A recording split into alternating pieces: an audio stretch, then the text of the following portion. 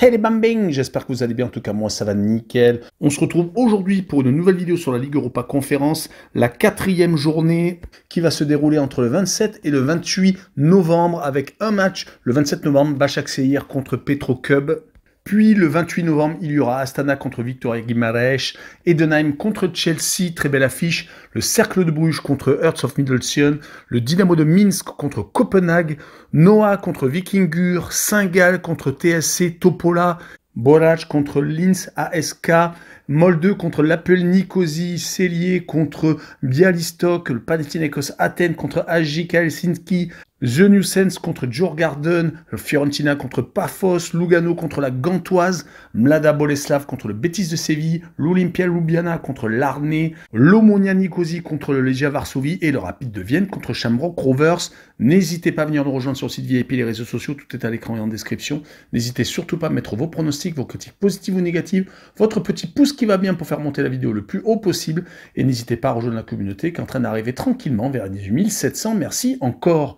On jette un coup d'œil au classement où pour l'instant 6 équipes ont commencé par 3 matchs, 3 victoires. Chelsea, le Legia Varsovie, Bialystok, le Rapid de Vienne, Viktoria Guimarães et enfin Edenheim, le club allemand, juste derrière Shamrock Rovers est 7e. En fin de classement, il n'y a que 4 équipes qui n'ont pas encore gagné et ont donc perdu leurs 3 rencontres. Mlada Boleslav, le Dynamo de Minsk, l'Arné et Petrocub.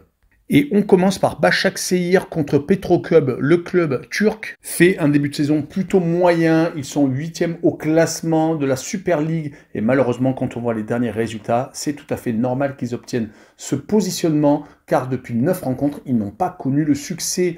Ils se sont inclinés à 5 reprises et ont fait 4 partages de points. Ils restent d'ailleurs sur une grosse défaite à Gaziantep sur le score de 3-0. Et en Ligue Europa Conférence, sur les 3 premiers résultats, c'est 2 défaites à la maison contre le Rapid de Vienne et une grosse défaite à Celje, 5-1.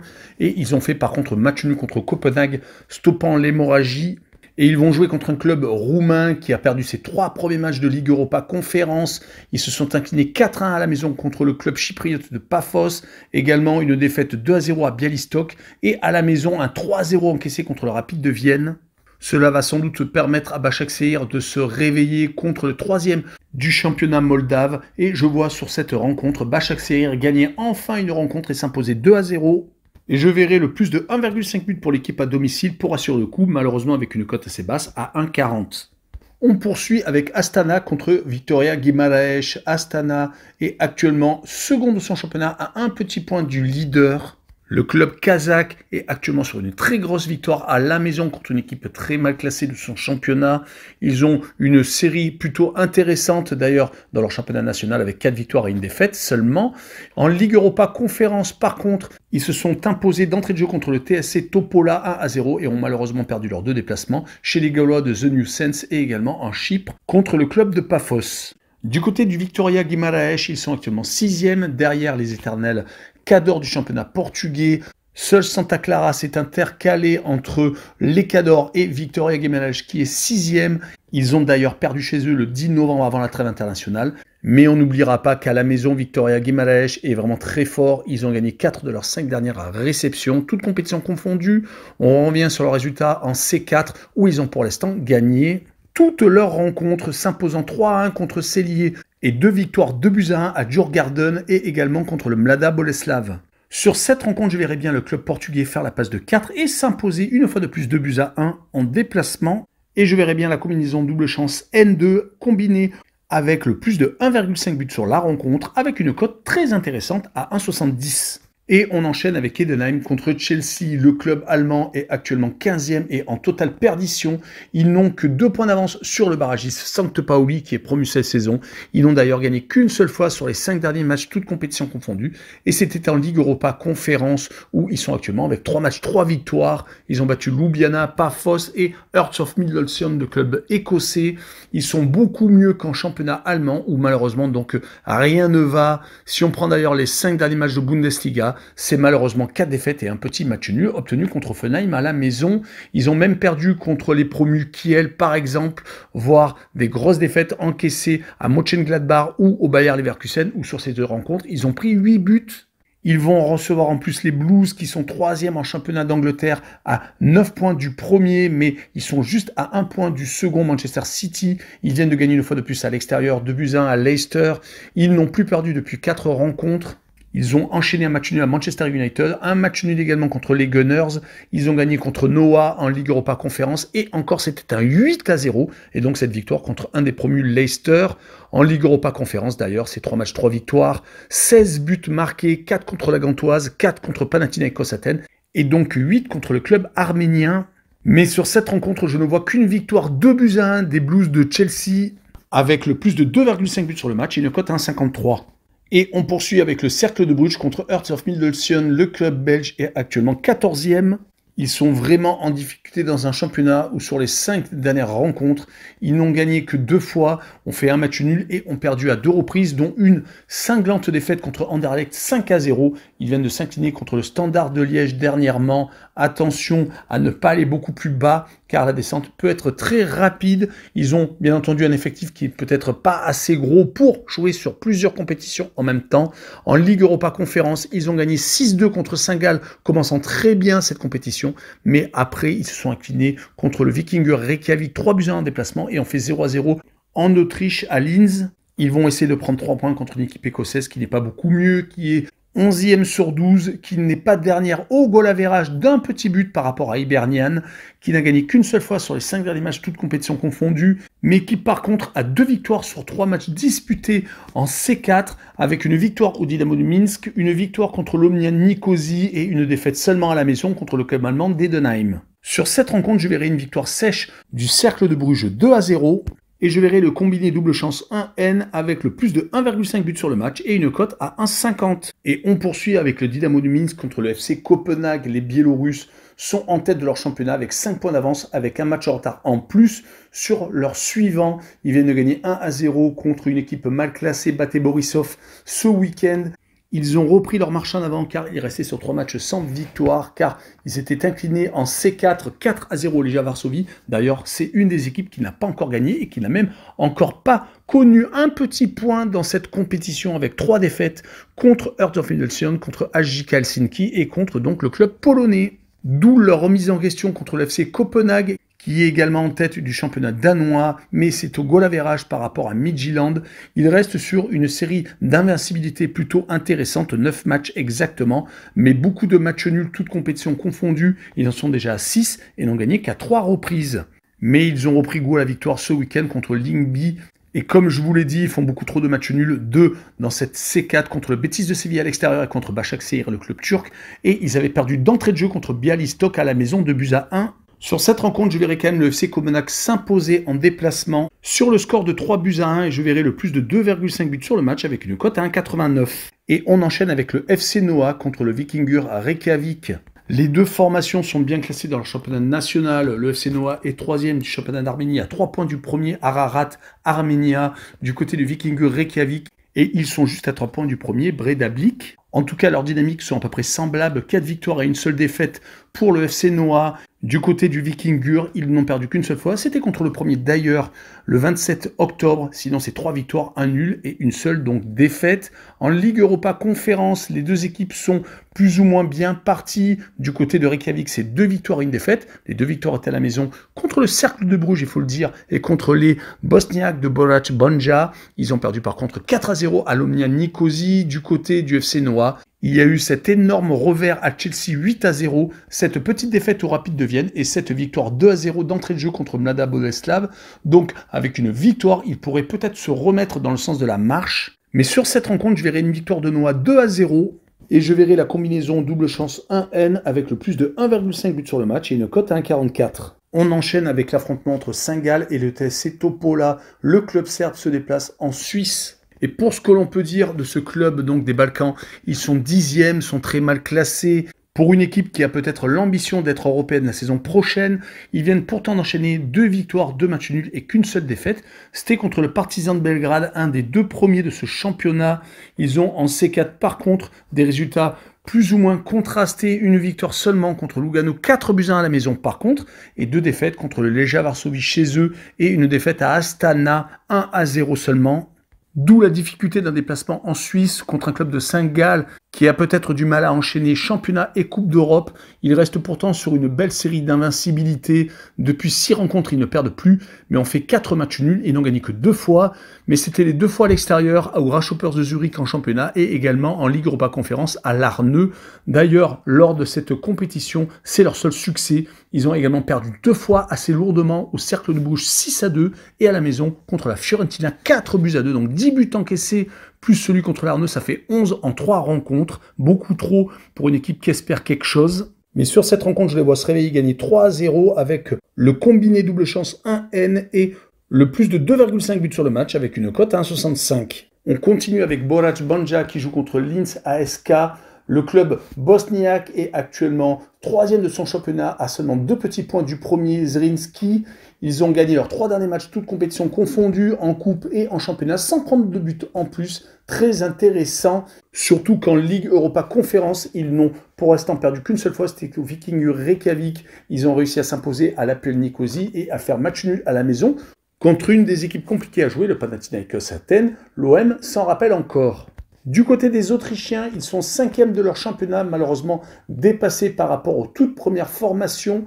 Ils sont par contre sur 2 victoires consécutives en championnat, très intéressantes en plus à l'extérieur. D'ailleurs, leurs 3 derniers succès sur les 5 derniers matchs, toutes compétitions confondues. Ils sont tous hors de leur base et à chaque fois sur le score de 2-1. En C4, par contre, ils n'ont pas encore connu du succès. On fait 2 partages de points tous à domicile contre Djurgården et le Cercle de Bruges et ont perdu à l'Olympia Ljubljana. Sur cette rencontre, je verrai bien un partage de points à but partout. Et je verrai bien les 2 équipes qui marquent avec une cote à 1,74. La rencontre suivante est Molde contre la Puel Nicosie. Le club norvégien est 4e de son championnat, assez décroché par rapport au leader. Ils viennent tout de même de gagner Brandbergen qui est second et dauphin. Mais sur les 5 derniers matchs, toutes compétitions confondues, le résultat est plutôt intéressant, même s'il pourrait être beaucoup mieux. 2 victoires, 2 matchs nuls et une seule défaite. Mais elle était en C4 contre Bialystok. Ils n'ont d'ailleurs gagné qu'une seule fois, c'était contre l'Arnais d'entrée de jeu. Et ils ont perdu leurs 2 déplacements. 5 buts encaissés à la Gantoise et donc en Pologne. Du côté de la Puel Nicosie, le championnat chypriote est assez mal parti, 5e. Ils ont pourtant gagné 3 de leurs 5 derniers matchs, toutes compétitions confondues, tous à la maison. Et ils ont tout de même réussi à battre la Fiorentina 2-1 chez eux en C4 d'ailleurs. Ils sont pour l'instant avec 4 points car ils avaient accroché Shamrock Rovers à l'extérieur et n'avaient perdu qu'une seule fois. Mais c'était contre les Bosniaques de Borac Banja 1-0 chez eux. On notera quand même que la Puel n'a perdu qu'une seule fois sur les 7 derniers déplacements, toutes compétitions confondues. Donc c'est une équipe qui peut embêter beaucoup de monde. Molde, par contre, de son côté, a gagné 4 de ses 5 dernières réceptions. Donc ils peuvent tout à fait s'imposer. Et je les vois gagner d'ailleurs 2-1. Et je verrai le plus de 2,5 buts sur la rencontre avec une cote à 1,74. Et on continue avec l'affrontement entre le club slovène de Celje et le club polonais de Bialystok. Les 2 équipes sont secondes dans leur championnat national. Celje a 6 points de retard sur le leader, alors que Bialystok a 4 points de retard sur le Lech Poznan. Les dynamiques ne sont pas par contre les mêmes, même si Celje vient de gagner ses 2 derniers matchs de championnat. Ils avaient enchaîné 2 défaites, 2 victoires, donc c'est une équipe qui est plutôt irrégulière. En Ligue Europa Conférence, ils ont par contre gagné qu'une seule fois, c'était contre Başakşehir, 5-1 à la maison, et ils ont perdu leurs 2 déplacements en Espagne et contre le Portugais de Guimarães. Du côté de Bialystok, par contre, une belle série d'invincibilité qui remonte à plus de 10 matchs. Ils en sont même à 13 rencontres, toutes compétitions confondues. Depuis leur défaite contre Lech Poznan, le leader, le 14 septembre, ils n'ont donc plus perdu. En Ligue Europa Conférence, ils sont également sur des résultats très intéressants. 3 victoires, donc contre Copenhague à l'extérieur, contre Petrocub et également contre Molde. Et à chaque fois, au moins 2 buts marqués. Je verrai une victoire 2-1 des Polonais à l'extérieur avec la double chance N2 et une cote à 1,50. On poursuit avec le Panathinaikos Athènes contre AJK Helsinki, le club finlandais. Les Grecs sont 3e de leur championnat, mais qu'à 2 points du leader, l'Olympiakos Le Pirée. Ils viennent de gagner leurs 2 derniers matchs de championnat, se resituant sur le podium, car tout est serré, 3 points entre le premier et le 5e. D'ailleurs, sur les 9 derniers matchs, toutes compétitions confondues, leurs seuls revers sont en C4. Malheureusement pour eux, ils n'ont pas encore gagné. Ils ont fait match nul contre les Serbes de Borac Banja d'entrée de jeu, 1 but partout, puis ont perdu contre Chelsea et Djurgården. Ils sont donc très mal classés. Il faut absolument prendre 3 points contre les Finlandais AJK, qui sont également 3e, mais avec plutôt 11 points de retard sur le leader Kups. Ils viennent de gagner à l'extérieur en match amical contre Shamrock Rovers, une autre équipe européenne de C4 d'ailleurs, car ils sont en pause hivernale. Ils ne jouent que la Ligue Europa Conférence. Et d'ailleurs, pour l'instant, c'est une victoire et 2 défaites. Contre Lugano à l'extérieur 3-0 et contre l'Olympia Ljubljana à la maison 2-0. Ils n'ont gagné qu'une seule fois, c'était contre le Dynamo de Minsk, chez eux, sans prendre de but cette fois-ci, mais assez courtement, 1-0. Sur cette rencontre, je vois le Panathinaikos prendre le dessus et s'imposer 2-0, et je verrai les deux équipes qui ne marquent pas, avec une cote à 1,64. On poursuit avec The Nuisance contre Djurgården, le club gallois qui accueille le club suédois. Pour l'instant, le club gallois est second de son championnat à 1 point du premier, mais à un match en moins, donc ils peuvent repasser en tête. D'ailleurs, actuellement, c'est plutôt intéressant. Ils n'ont perdu qu'une seule fois sur les 8 derniers matchs de championnat. Ils ont par contre, en Ligue Europa Conférence, enchaîné une seule victoire et 2 défaites à l'extérieur, à la Fiorentina 2-0 et à Shamrock Rovers d'ailleurs. Mais la victoire était à la maison contre Astana, donc c'est quand même le plus important. Surtout quand on reçoit une équipe suédoise qui est 4e de son championnat, qui sur les 5 derniers matchs a perdu tout de même à 2 reprises. Contre Elfsborg ce week-end, c'était un match amical car, rappelons-le, ils sont en trêve hivernale. Ils n'ont plus joué en championnat depuis le 10 novembre. Ils ne vont donc jouer que la C4 et ils ont pour l'instant 4 points, une victoire contre le Panathinaikos Athènes à la maison, une défaite chez eux contre le Viktoria Guimaraes et un match nul à Linz, le club autrichien. Mais je les vois assez solides pour faire le match nul, un but partout à l'extérieur. Et je verrai le away no bet et le match nul remboursé 6 victoires de Djurgården à l'extérieur avec une cote à 1,82. On continue avec l'un des favoris de cette compétition, la Fiorentina contre Paphos, le club chypriote. Les Florentins sont 4e en Serie A à un petit point du premier, car rappelons-le, les 5 premières formations en Serie A sont en 1 point, donc tout est serré. Ils viennent de gagner leurs 2 derniers matchs assez facilement contre le Hellas Vérone et contre Com, l'un des promus, 2-0 cette fois-ci. Ils ont marqué 5 buts lors de ces 2 rencontres. Ils sont d'ailleurs en Serie A sur une série très impressionnante de 7 succès consécutifs et même 8 victoires et un petit match nul sur les 9 derniers matchs. Il y a juste un petit bémol sur cette très belle série, c'est cette défaite contre l'APL Nicosie, car ils avaient gagné leurs 2 premiers matchs de C4. Ils se retrouvent donc légèrement décrochés, mais rien n'est perdu bien entendu. Surtout qu'ils vont recevoir une autre équipe chypriote, Paphos, qui est actuellement en tête, avec 5 points d'avance sur le leader et même 9 sur l'Omnia Nicosie qui avait battu déjà la Viola. Paphos n'a même perdu qu'une seule fois sur les 10 derniers matchs, toutes compétitions confondues. En Ligue Europa Conférence, ils ont gagné 2 matchs à Petrocup, 4-1 et contre Astana à la maison. Et ils n'ont perdu qu'une seule fois, c'était contre le club allemand d'Edenheim, 1-0, mais c'était à la maison. Sur cette rencontre, je vois une victoire de la Fiorentina, 3-1. Et je vois les deux équipes qui marquent avec une cote à 1,90. Le match suivant est Lugano contre la Gantoise, le club suisse, est second de son championnat à égalité avec le FC Bâle, mais avec un goal-average beaucoup moins fort que les Bâlois. Ils viennent de gagner Zurich 4-1. Le troisième a été laminé chez le dauphin donc du championnat helvétique. Ils ont réussi par contre à stopper l'hémorragie car ils avaient perdu leurs 2 derniers matchs aux Young Boys de Berne, le champion en titre, et au TSC Topola en Ligue Europa Conférence, ce qui était d'ailleurs bizarre car ils ont pris quand même 4-1. Ils avaient gagné pourtant leurs 2 premiers matchs assez facilement contre HJK à la maison et ils avaient gagné 1-0 à Mlada Boleslav. On pourra aussi noter qu'ils viennent de gagner leurs 5 dernières réceptions, toutes compétitions confondues, avec à chaque fois 2 buts marqués au moins, voire jusqu'à 4. Du côté de la Gantoise, ils sont 6e en championnat belge, mais comme vous le savez, il y a des playoffs et ils sont pour l'instant sur la dernière marche de cet objectif prioritaire en début de saison. Ils viennent tout de même de prendre 6-0 contre les 4e ce week-end. C'est plutôt compliqué. Pourtant, juste avant, ils avaient gagné 5-0 le 8e. Mais c'était plutôt la tendance actuelle. Ils mettaient des cartons quand ils recevaient, que ce soit en Coupe de Belgique ou alors en championnat. Ils ont par contre perdu leur premier match de Ligue Europa Conférence à Chelsea 4-2 et ils ont réussi à se rattraper, gagnant leurs 2 réceptions, Molde et l'Omnia Nicosie. Sur cette rencontre, je verrai bien un 2 buts partout entre les deux formations et je verrai le home no bet et le match nul remboursé 6 victoires de Lugano à la maison et une cote à 1,98.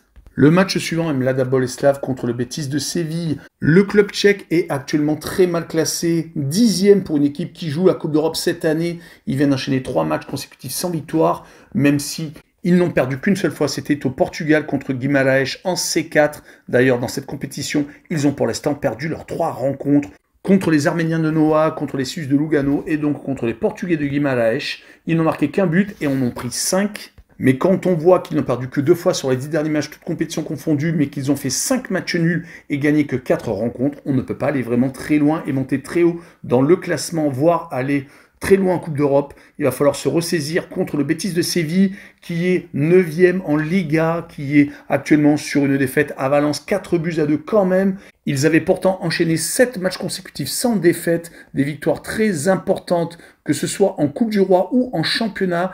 Osasuna et Atlético de Madrid étaient passés à la trappe. En C4, ils ont pour l'instant 4 points. Ils ont réussi à s'imposer contre le club slovène de Celje. Ils ont fait match nul contre Copenhague à la maison. Et ils ont perdu au Legia Varsovie, ce qui est quand même un peu plus inquiétant. Sur cette rencontre, je verrai une victoire espagnole 1-0 courte, avec le moins de 3,5 buts sur le match et une cote à 1,40. Le match suivant, l'Olympia Ljubljana contre l'Arne. Les Slovènes qui accueillent les Irlandais du Nord. Les deux formations ont des fortunes diverses dans leur championnat national. L'Olympia Ljubljana est premier avec 6 points d'avance, alors que l'Arne est actuellement au milieu de tableau à la 9e place et complètement décroché des premières places. Pourtant, ils ont gagné 3 de leurs 4 derniers matchs, toutes compétitions confondues. C'est peut-être leur seul point positif, même si c'est très intéressant de savoir qu'ils ont une bonne dynamique. Par contre, en C4, c'est 3 matchs, 3 défaites, beaucoup de buts encaissés, 3 à Molde, 4 contre Shamrock Rovers.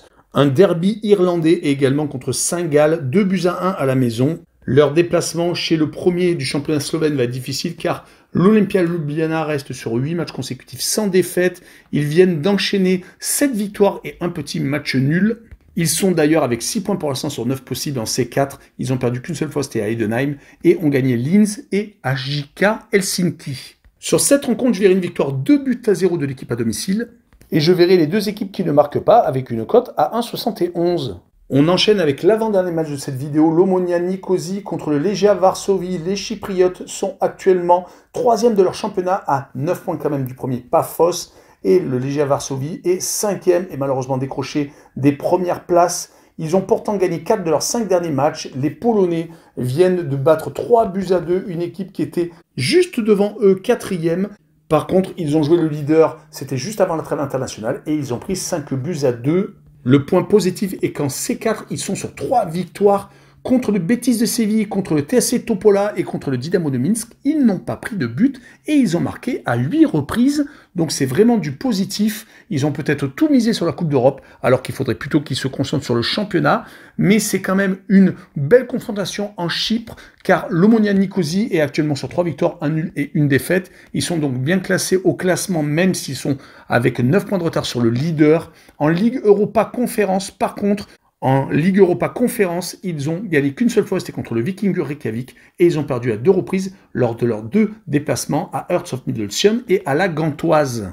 Sur cette rencontre, je verrai une victoire du Legia Varsovie 1-0 en déplacement, et je verrai la double chance N2 avec une cote à 1,50. Et on finira avec le Rapid de Vienne contre Shamrock Rovers. Les Autrichiens sont seconds de leur championnat, 5 points derrière le Sturm Graz. Mais malheureusement, ils viennent de perdre 2 points dans leur lutte avec le leader car ils ont été accrochés à l'extérieur à Vatens, une équipe qui était mal classée en plus. C'est une équipe quand même qui a de très bons résultats car en Ligue Europa Conférence pour l'instant, ils font partie des équipes en tête avec 3 matchs, 3 victoires. Ils viennent de remporter leur duel contre Başakşehir, contre également Petrocub et contre les Arméniens du FC Noah. Ils vont donc essayer de faire la passe de 4 à la maison contre une équipe de Shamrock Rovers qui est à 2 points du leader Shelbourne en Irlande. Ils viennent de perdre quand même en match amical contre AJK car ils sont dans la trêve hivernale. Leur championnat ne reprendra que le 20 janvier. Ils vont donc enchaîner les matchs de Ligue Europa jusqu'à cette date. Ils venaient tout de même d'enchaîner 6 matchs consécutifs, gagnés, toutes compétitions confondues, et en Ligue Europa Conférence, pour l'instant, le bilan est de 2 victoires et de 1 match nul. Ils ont été accrochés par l'Apple Nicosie et ont gagné l'Arne et The New Sense. Sur cette rencontre, je verrai une victoire 2-1 de l'équipe à domicile, avec les deux équipes qui marquent, et une cote à 1,93. Voilà, on en a fini avec cette vidéo assez longue. N'hésitez pas à venir nous rejoindre. Ciao les bang bang!